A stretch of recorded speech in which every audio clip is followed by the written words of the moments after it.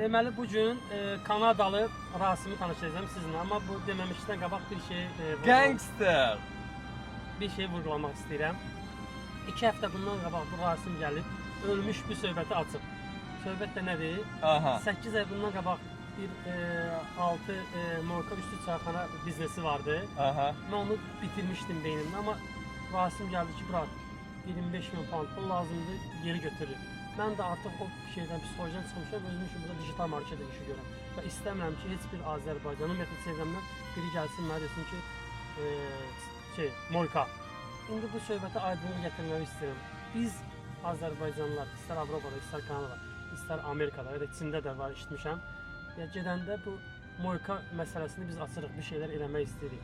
Nədir məsələ? Kısa diyeceğim mənim kardeşim. Hello everyone. Gangster. Смотри, deməli 3 tane dostum var çevrəmdə.